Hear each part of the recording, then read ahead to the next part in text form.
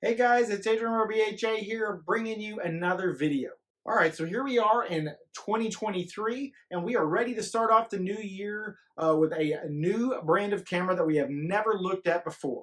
But we're looking at their dome style camera. It's 4K, 8 megapixel, and one of the biggest things that they talk about is that it is compatible with like Hikvision NVRs, so like your LaView, some of the other brands of NVRs that are kind of under that Hikvision umbrella will be able to be used with these cameras as well. And so it's about $100 for the camera, but again, like I said, it's POE. It's kind of that dome style, 4K, 8 megapixel, and it even has an SD card slot for 256 gigs worth of storage. So we're going to take a look at this camera today and see what all we can do with it. Here we go.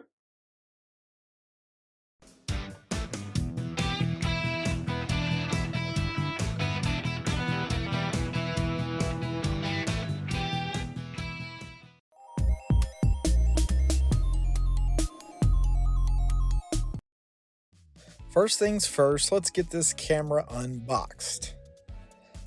So here we are, pretty plain box, not a whole lot listed on the outside other than just your basic information.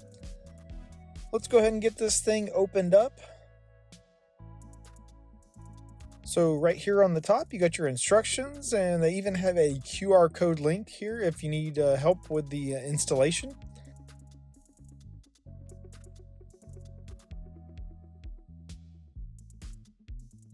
Other than that, we got the camera itself,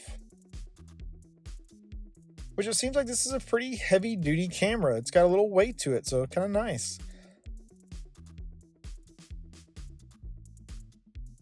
Besides the camera, we have the waterproof boot for that POE network cable, as well as mounting screws. Now that's pretty much all you get inside this box.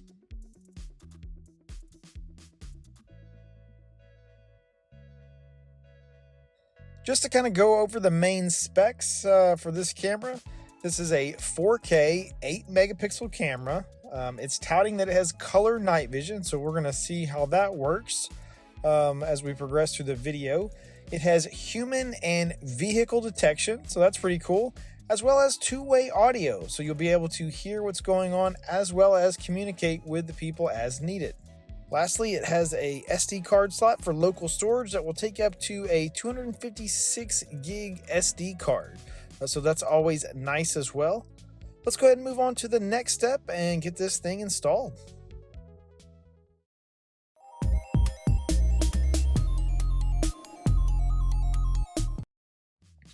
My plan is to install this on the side of my house, and I've actually done some videos where we installed cameras on the side previously. So this is the old V-Zoom camera that I installed before.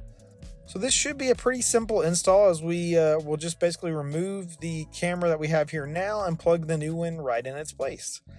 So as you can see, here is the old camera removed. You can see the network cable hanging down there. All we'll have to do now is just take that network cable, plug in the new camera, and get it mounted. So here it is at the end, fully installed.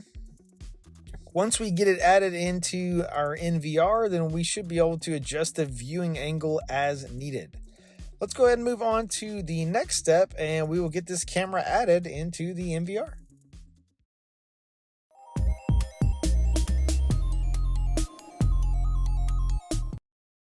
Alright, so getting it added into the NVR is actually really simple.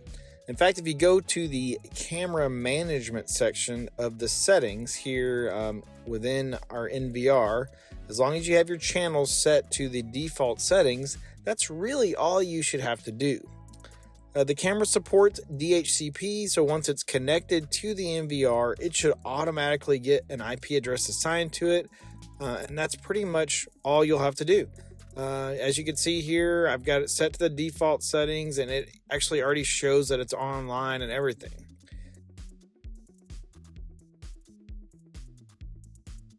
Now, if you want to change the name, you can do that over here in the image settings. So right here is where you can change the name. As you can see, I've already got mine set. After that, though, the only thing else that, at least for me, that I really want to set by default is I want to make sure that my recording settings schedule or whatever is set the way I want it to.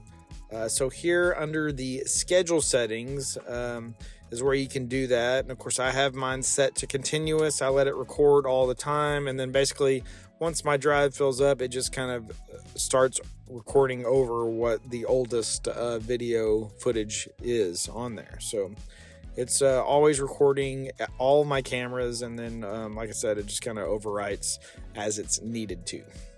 But now we can kind of go back to the live viewing area and see what that camera looks like.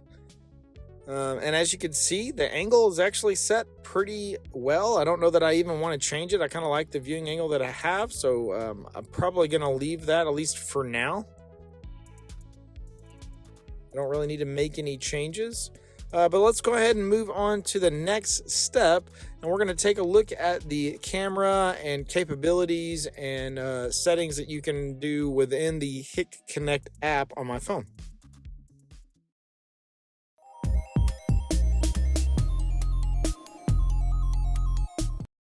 All right, so let's do a quick run through of what your available options are in the app here. So on the right side, from top to bottom, you have the ability to take snapshots or record live footage right to your phone. Since this is a two-way audio capable camera, you have the ability to hit that microphone button there, and you can talk to the people on the other end. Below that is the PTZ button, which this isn't a PTZ camera, so I'm not really able to do anything with that. That's all the buttons there on the right, and so along the bottom, from left to right, of course, you have the pause live footage button if you're wanting to pause the current feed. The audio button there is to be able to hear sound or mute it. Next to that is the video quality button. So by default, it's set to HD, but you can change it to basic, which gives you kind of a lesser quality. If you have multiple cameras set up in the app, then you can hit this little grid button there to view multiple feeds at the same time. And then the next one there is the zoom button. So we can zoom in like you can kind of see here. And you're even able to move around to different areas. This camera supports up to 8x zoom, so that's pretty cool. The last couple buttons there, if you have alarm outputs set up, you can enable those here, as well as that last one is the noise reduction level. As you can see, I have mine currently set to 3. But that's pretty much it for the available options within this HIC Connect app. Now let's move on to the last step, and I'll kind of give you my final thoughts.